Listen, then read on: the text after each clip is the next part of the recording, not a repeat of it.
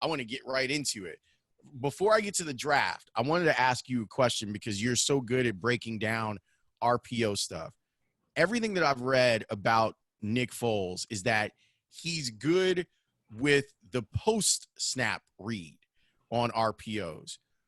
Why is that important when you're talking about running that type of system and having a quarterback that knows what he's doing? Because post-snap is where you have to make all those decisions. And so if you think about it the way we think about option football, where that quarterback has to read that defensive end and then decide to give, keep, or pitch, it's the same thing. It's just extended handoffs, whether it's a slant or it's a seam. He is able to, with that run ability, with that run fake, he's able to look at that. He sees, okay, this linebacker's coming down, so I'm going to pull this football, and now I know I can get my tight end behind him because I saw him take that step up. So I think that's the real reason why it's important. It's option football, but it's extended option football is probably the best way to explain it. What did you think of them bringing him in to either compete or be the starting quarterback? Let's compete, you're either going to get better or he's going to be the starter. And I think that's going to be really important. So I like competition. Obviously it's the NFL, so you got to look at how you're spending your money. But to me, competition, iron sharpens iron. So let's see what we got. I don't think that we have ever talked about this, but back in 2017, what were people telling you and what were you seeing on film about Mitchell Trubisky? So even though I went to UNC, I was not super high on him. He's a guy that only started a year. And honestly, between the ACC and the competition that he went up against and knowing that he didn't really, from a production standpoint, he wasn't better than Marquise was the year before. Keese was a better quarterback the year before. If you couldn't beat him out until this time, I just didn't feel like he had the juice. So it was interesting. And we did the draft show, and when they gave up as much as they gave up, that was the part that really was telling, because it did stack the deck against him, knowing how much they gave up to get him. But for me, watching him, there were tools that I liked. Would have liked to see him maybe even go back to school to refine some things. But at the end of the day, I was not crazy. I wasn't head over heels for him. I certainly wasn't top 5 head over heels for him. And I certainly wasn't I wasn't even first round, but that was a year for me that I didn't think there were a lot of first round quarterbacks in general. Is there still enough quarterback there that if the Bears win with him, and can he improve enough to make a difference? Yeah, I think it's all about him improving, and I think that's going to be the key. I'm a big fan of this idea, and it's going to sound so silly, but I'll never forget this.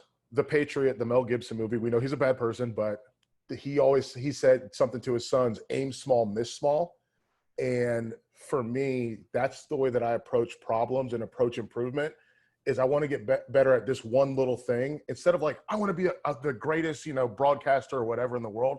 It's like, you know what? I want to be better at not saying during an interview. So let's tackle that first, and then once that becomes part of my repertoire, now I can go on to the next thing. And I think for Trubisky, it has to stop being like looking at all these other quarterbacks in the league. It can't be how can I get to where Pat Mahomes is. It has to be how can I clean up my reads on this play? How can I clean up what I see pre-snap? How can I figure out those things? And if he aims small, he'll miss small. But he also, if you make that problem smaller, it becomes easier to tackle, and you can tackle that next problem, and you can do those in a chain of events where you can get better. I think he's got potential. I think he has ability, and it's just about let's tackle one thing first and then get to the next thing. Michael Felder is a college football analyst, draft analyst, pro football analyst for Stadium Network, and he joins me here on The Score. Let's talk about the draft class. Cole Kmet, what did you see when you watched his tape? I love him. I think he is the most – I think he's like, how you do superlatives in high school? I think he's best all around of the tight end class. And he can block, he can catch, he runs routes very well. I love the way that he sits down in zone so that he's a big target for his quarterback. I think that's really, really cool. So to me, this is one of those things where, like, and I work at Stadium, so we have a ton of Bears fans there. And they were like, why did we do that? We could have got this guy. We could have got that guy. And then they saw me start tweeting about like how much I love this player. And they were like, you know what? Okay, maybe I'm on board now. Because if Felder likes him, I trust Felder. So to me, I think he's a good weapon. I think he's a smart weapon too. Think about it. We're talking about whether it's Foles or we're talking about Trubisky. We're talking about a quarterback that's going to need some help, and some help that's not, 45 yards down the field. We need a guy that's going to be able to help you from 15 to 25 yards. And Kmet can do that because we talked about if you're doing some RPO work, the ability to work that run fake, sell that run fake, Kmet, stutter step, then get behind that linebacker. That's where you can do some damage. And guess what's right behind the linebackers?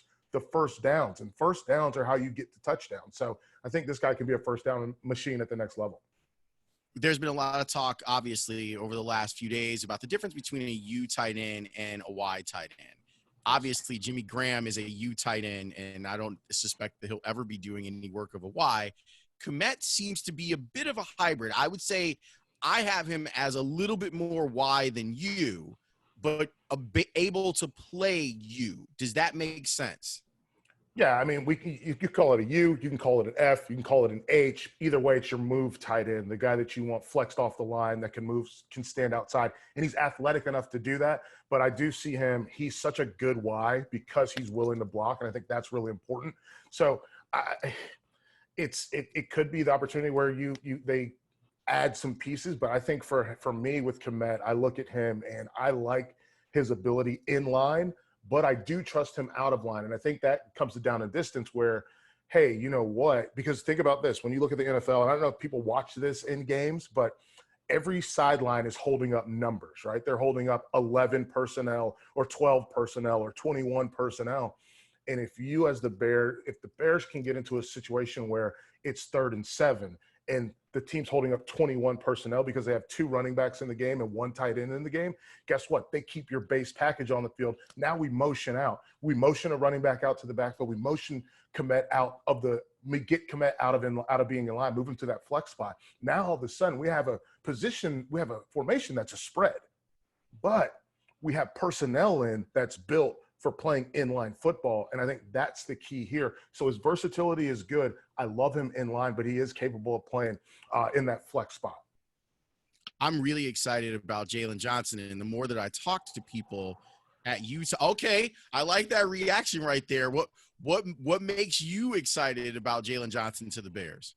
I mean, outside of T. Higgins, from a second-round standpoint, I think he could be one of the biggest steals. This is a guy that's going to play man-to-man coverage. He's really, really good at it. He's incredibly aggressive.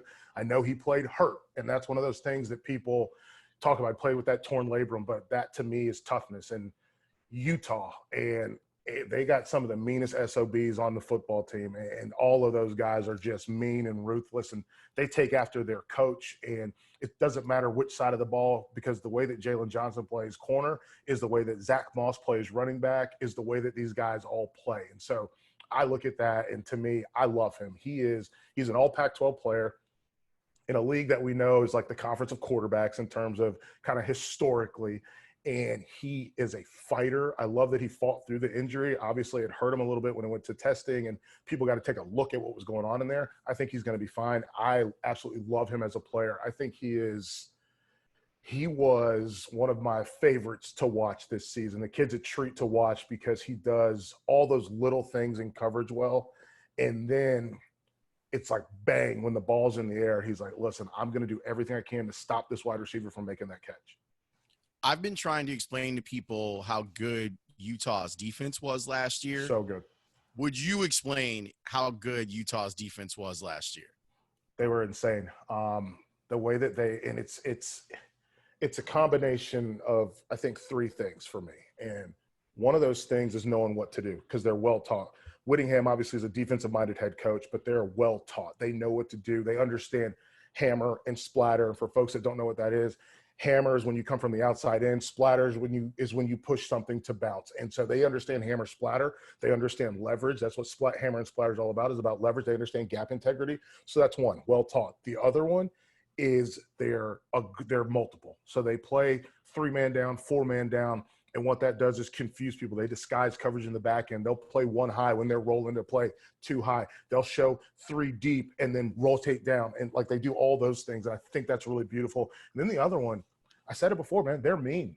And if you can be a mean football team, I think that gives you a check up in my book, because there's a lot of teams, and it's it's not even about being soft or tough. It's about being legitimately mean, where the goal is to make the guy across from you hurt. The goal is to make that guy quit. And we talk about it a lot with Alabama trying to beat teams into submission, but I think Utah has a lot of that in them as well. And it's in the DNA of all those players. And so Jaylen Johnson is one of their highest recruits of all time, but he bought into that workman's effort and that idea of, I want to be mean, I want to be violent, I want to make you hurt. And I think that is huge to me, which is why I love watching Utah play defense.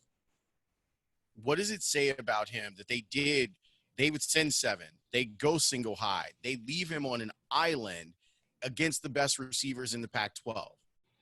Oh, that's trust, right? Like, that's all trust. That's trusting what your guy can do for you, and that's trusting. Ooh, getting hot, getting excited talking about Utah. It's trust. But if you can trust a guy to play man-to-man coverage and to be that boundary corner where you send, their best receivers over here, and guess what? We're not worried about you. And I talked about them being multiple. Their blitz packages were beautiful because Utah was a team that trusted their corner, specifically Jaylen Johnson, to be able to go. You shut him down one-on-one. We'll spin the safeties around. We'll bring a safety in coverage. We're going to drop a defensive end, but we're going to do a bunch of different things that confuse people so that we can get to the quarterback. And to me, that says a lot about how much you trust your corners. One of the best analysts in America, Michael Felder, joining me here on The Score. This was the guy that made me reach out to you, okay? When I saw the Bears pick Travis Gibson, I was like, I don't know enough. I need to hit up someone who does. And I was like, let me call Michael because I know that he's got Travis Gibson thoughts. So what are the Bears getting with him?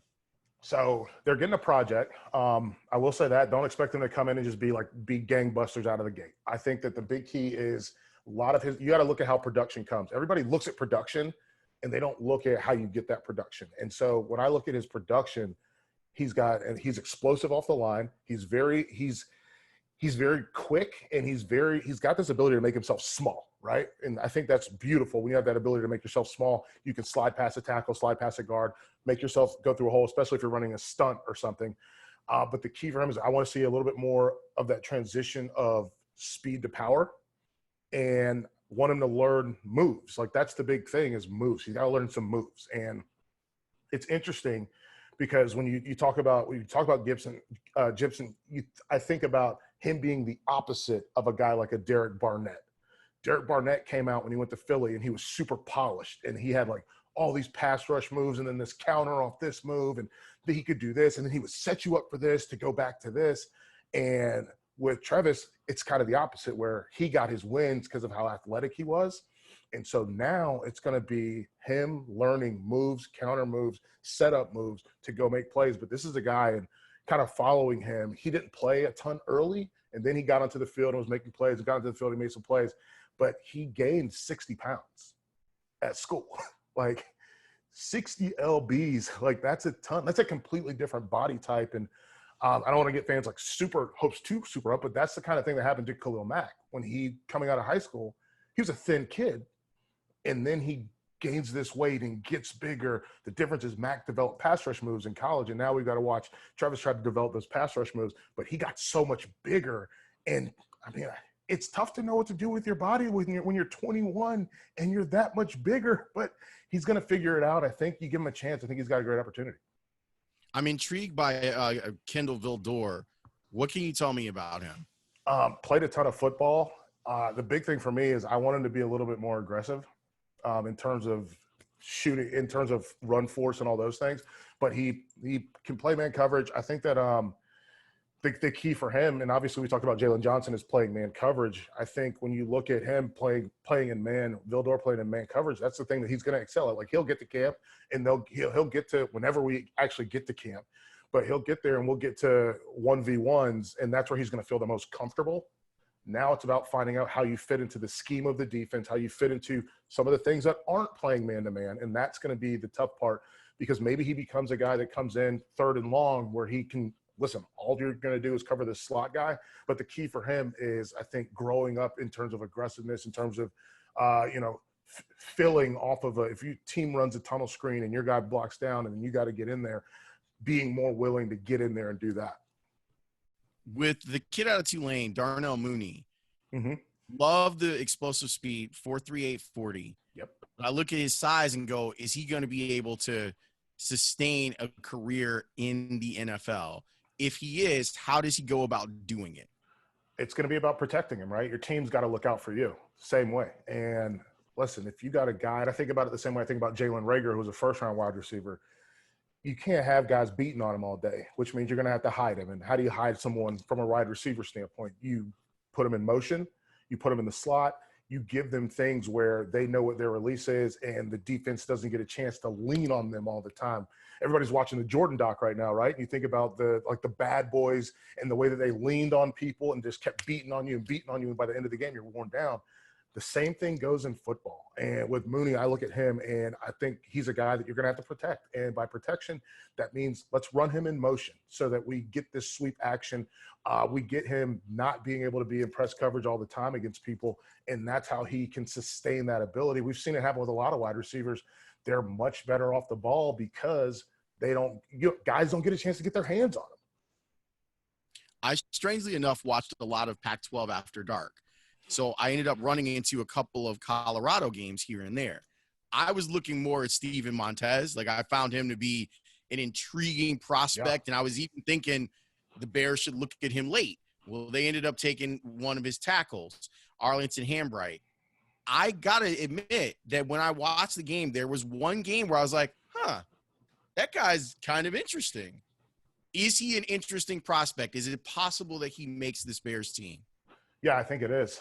Here's the big thing with him, right? Came from Oklahoma State. And Oklahoma State had a couple guys that went through this where they got some injuries and transferred. I can't remember the kid's name. One guy transferred to Nebraska. Obviously, Hambright ends up at Colorado. But I think that they were looking for fresh starts. It wasn't like they didn't leave because they weren't getting playing time. They left because they wanted a fresh start, fresh slate, the whole deal. Excuse me. And when I look at him, I think that this is a guy that started at left tackle for them. And we're talking about him being kicked down possibly to guard. So to me, there's two things. There's versatility. There's an understanding. There's playing in multiple systems because he's a JUCO kid that then went to Oklahoma State that then ended up at Colorado. So he's played in, I don't know what his JUCO system was, but he played in that spread at Oklahoma State, played in more of a pro-style offense at Colorado. I think he's got some scheme versatility and some ability to go out and make some plays. Being a guy that plays that tackle position and starts this entire season as a tackle and then asking him to kick down the guard, he's going to bring a little bit more feel for the game, and he's going to be a little more protected, which I think is going to be a big help for him. But I'm curious to see how it works out. And obviously, hopefully those past injury issues don't rear their heads. Unlike Hambright, I don't know anything about Latavius Simmons. What can you tell me about him? Watched some of him on Sunday when I saw that he got drafted, and I was like, okay, I get what this guy is. And he's a little bit smaller of a player. He's only 290 pounds, which I sound 290 is small, but he is a little slimmer, from Tennessee State. And the things that I watched when I watched him, I like the way that he plays in run blocking. I love the way he fires off the ball. I think those are great things. He's got to get better in pass protection. And I think that's the hill that he's going to have to climb consistently, is getting better in pass protection, because he's got to understand how to kick slide, how to set his feet, how to jump set. And those are things that it seemed like they didn't ask him to do, because playing where he played, he was able to get the job done basically by using brute force and just the natural athleticism. You see the football world a little differently than other people, which is why I love talking to you, because your input is necessary. I would love to know, when you saw the Packers in the first round trade up to get Jordan Love, what was your reaction?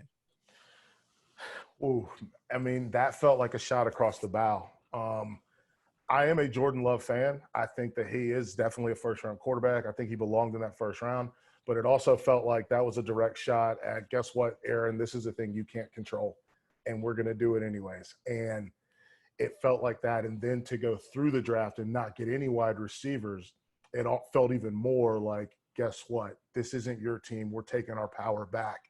And, man, I mean, everybody's staying away from facilities and the whole deal, but you get back in there, there's going to be some, I mean, I would love to see the text messages and the DMs that Aaron Rodgers is sending right now, talking about how he feels about this Green Bay organization, because, that was rough. Apparently, he's been sending them to Brett Favre, strangely enough. Like that's the whole thing is just weird, man. Mr. Felder, I appreciate your time. Thank you so much for doing this. It's great to get you breaking down what the Bears draft looked like. Oh, this is fantastic. By the way, Keandre Jones, I love him also. Just Oh, put really? that out there. I mean, this kid he was a high 4-star kid that went to Ohio State, then ended up transferring back to Maryland. Just didn't get to play a ton of football while he was in college. So I'm very excited to see what he can grow into. For people who want to check out your coverage on Stadium, how can they do it? Make sure you check out watchstadium.com. We've got all of our mini tape don't lies up there. Follow us at Stadium on Twitter. I'm at In the Bleachers. And honestly, man, like it's been really fun. We're kicking off a whole new series of post-draft things. So we get to talk about what NFL teams are getting from the college guys that I've been watching for a long time. Tell everyone over there I said hello. Will do, man. Thank you. Dude, that was awesome, as per usual. You're always great, man. It's so fun to talk to you. I appreciate it. If you ever need anything, please hit me up. Don't hesitate. No, I'm going to hit you up to do this podcast for sure. Also, Artavis Pierce is good. Yeah? Yeah, I love, like, watching him. There were Oregon State has 2 running backs. I can't remember, Jamar Jefferson or something was the other kid's name. Both of them crazy explosive, like, weird, like, awesome ability to kind of ping pong around. So, yeah. Twitchy guys. Yes. I, like you, spend a lot of time watching Pac-12 After Dark. Okay. Yeah, I'll be on the couch, man. I'll be like, I fall asleep during Alabama kicking the crap out of someone, and I'm like, oh, let me see what's going on in the Pac-12, and there it is. Yeah. So my Saturdays, I pace the entire day and write notes. So I'm from 11 Central until 2 a.m. I just am writing notes and walking back and forth, and it's always good to go back into the notes and be like, what did I write about this kid? And find stuff that's like, oh, okay, I could say this. How many steps? What was the most steps that you've seen yourself get on a Saturday? I mean, we're talking like 6-7 miles of get out. Yeah, of just back and forth, back and forth, back and forth, back and forth. That's crazy. Yeah, it's a lot. I love it. All right, apparently, I have to go. Go do your All right, thing. my man. All right, man. Later.